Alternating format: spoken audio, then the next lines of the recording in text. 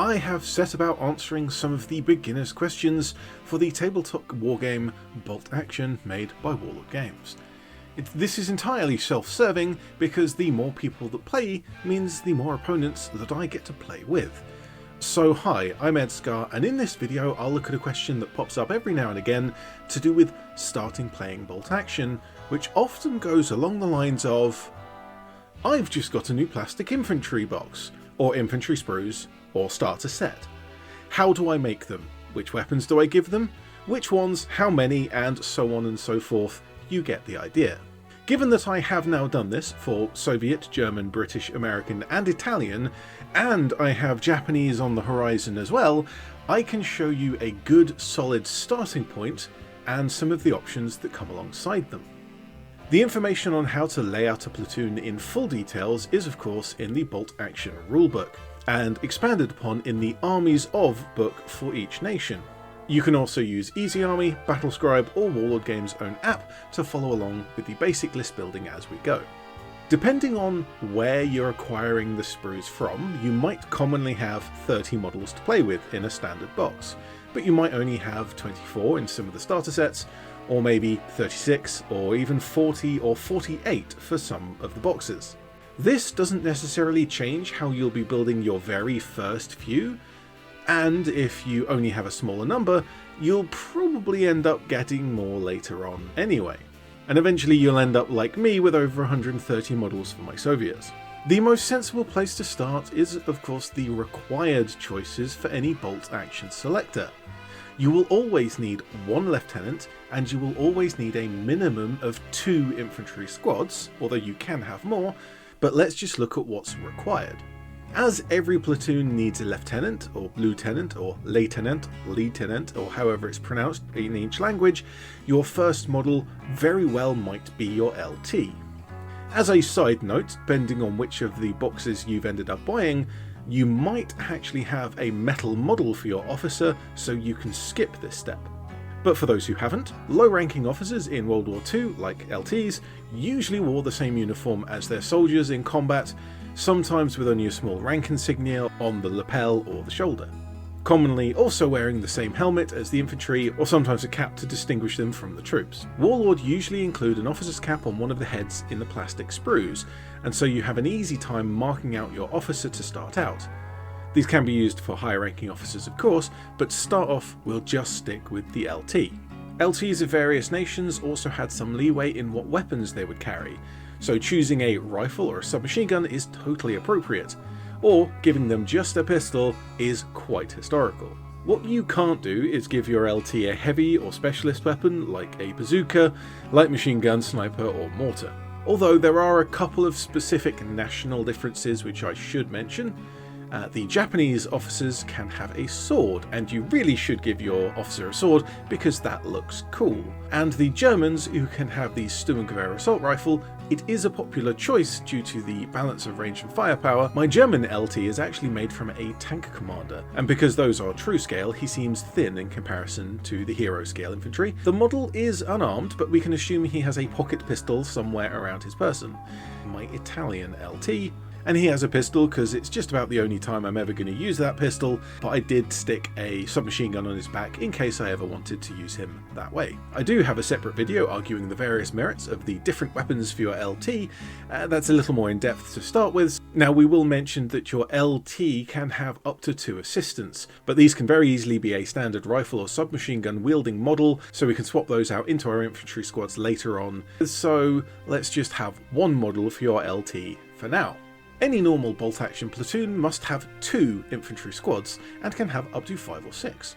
One of the most common ways that every nation did field, and so is quite historically accurate, and is just a solid jack of all trades type of squad, is a 10-strong rifle squad with a light machine gun and a submachine gun. The rifle might be a Lee Enfield, K98, Kakano, Mosin Nagant, Arisaka, or Springfield or Garand, and might even be a carbine shorter version of any of them. As far as the rules of Bolt Action are concerned, a rifle is a rifle is a rifle is a carbine is a rifle, and they all follow the same rules. Pick out 10 bodies you like the look of, and give 7 of them rifles. For the light machine gun, and I won't list all of the examples because this video would take forever, Just remember, each nation's light machine gun is going to use the same basic rules. You will need 2 models for the light machine gun team, one to carry the gun and the second to carry ammunition and equipment. There is usually some arm carrying ammo or something similar, and you might have a look through the instructions to work out exactly which bit that is. The one big exception to this is the Americans, and instead of a squad-based light machine gun, they will usually carry the BAR, which doesn't need a loader and can often have 2 in a squad, not just 1. To lead our squad, we do want an NCO, a non-commissioned officer. And similar to the LT, your NCOs can just wear the same uniform and headgear as your infantry. They're armed with a rifle, but usually have the option of swapping that for a submachine gun. And in this case, to start with, I do recommend taking the submachine gun. Losing 1 rifle shot isn't too much, and having a little bite up close might help you when you need it. And we can argue the minutiae and the most efficient power gamer moves some other time. Just for starting out, having a few submachine gun models kicking around is handy for any player, even if you decide to swap them out and use rifles later on. Once you have your first squad sorted out, you can look at the second, and there is genuinely good benefit to just making the second the same as the first all over again. 2 solid standard infantry squads who don't cost a lot of points and have a little bit of firepower for various situations. However, we can be a little less boring. Another option is a veteran squad or a specialist squad of some type. This really does depend on the nation, so you'll have to look up the specifics for your armies in the rulebook or your Armies of Nation book. Most of the time these will just be the same uniforms, the same models, and will have a mix of rifles and submachine guns, quite often all submachine guns for some of the factions. Now, I can't show every possible option in the game, but I will show some examples that I have. I have a British long-range desert group squad, 5 of them with submachine guns, and they roll around on the little universal carrier. 2 are the Warlord plastic models, 2 are the Perry miniatures models, and those all have the Agal headpiece, and they are led by the limited edition special model of Paddy Mayne.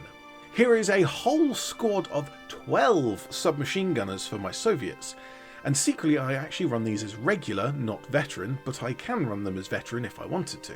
Really, with the amount of dice they put out, it doesn't make much of a difference. And the big advantage to these, for the Soviets, is that I can use these as tank riders. A different option for the Soviets is to look at the light machine gun squad, which is very similar to the normal rifle squad, but can take 2 DP-28 teams, for lots of long-range dice. My second German squad, which I haven't painted yet, is a mix of assault rifles and submachine guns, with some of them have Panzerfausts knocking around in there as well, and making them not just a menace to enemy infantry, but to vehicles as well.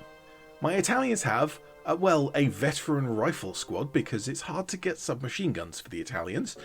These veteran Bersaglieri do have the option for 2 light machine guns, making them quite potent at medium range. And whilst their uniforms are the same, the Bersaglieri have black plumes on their helmets. And because most of the World War II uniforms are the same, except when they aren't, you can make a bunch of different models with different weapons, and when you're going into a game, you can just change a unit from regular to veteran, or even inexperienced, without having to change the models. And once you get a few more models, you can swap out a rifle or a submachine gun or a light machine gun between squads to fit them up as you want. So now we have our minimum options. A lieutenant and either 2 rifle squads or a rifle squad and a veteran squad. We probably have a few more models in that box. Warlord's options on the infantry sprues will usually include some extra weapons for support teams, and these will vary depending on nation, time period, early or late war, and sometimes even on specific units if the box is for that unit. For example, the British Desert Rats have an anti-tank rifle and light mortar, the Soviet infantry has sniper rifle and anti-tank rifle, and that sort of thing. Similar to the light machine gun in the squads, you'll need a loader or assistant for each of these, and I recommend you do build 1 of each of these weapons teams. Again, check your Armies of book or Easy Army to see if you need 1 or 2 assistants. Usually it's just the 1. If there is no specific ammo piece or bag or arm, you can use binoculars to signify an assistant. Of note is the newer kits like the Italians and French don't actually have these options on the plastic sprues because probably Warlord wants to drive add-on sales for weapons teams. At this point you're probably close to the total models that came in the infantry box, But if you have some spare, there are a few options for finishing them off before you disappear off to buy more. One saying in the bolt action community is there's always room for more rifles, although they could easily be a couple of extra submachine guns kicking around as well. You could use these for an extra squad, even if it's under strength, or to swap around the models in the squads you already have. But there are a few intended and unintended kit bash options. Again, as most of the uniforms were the same, this is pretty easy. Some examples of my own include, you can use the binoculars to make an artillery observer, and if you give them a rifle or a submachine gun, they can easily just drop into an infantry squad as a regular soldier. Or you could assign them to a mortar or howitzer crew as a spotter. You can paint a red cross on a helmet to identify a medic, and these would need to be a specific model as they would be unarmed if you have empty hand options, or maybe with a pistol for self-defense. The officer's cap can be used for your LT, could also be used for a higher officer. Now it's very rare that people run these except in very large games, but it's nice to have a model available if you ever do play that type of game. And if you have any other parts in your bits box, just about anything else you might want, radios, maps, these can be used as assistants to officers, mortar crew, or even adding crew to a 3D printed artillery piece. That's all well and fancy for the individual units, but what does it look like as a whole? Let's have some examples. The British 8th Army or Commonwealth box comes with 30 models, and I would build those like this. 2 rifle squads, 10 models each, and each of them has a light machine gun team and an NCO with a submachine gun. 1 each of the 2 support weapons that come on the sprues, which is an anti-tank rifle and a light mortar, each has a gunner and assistant.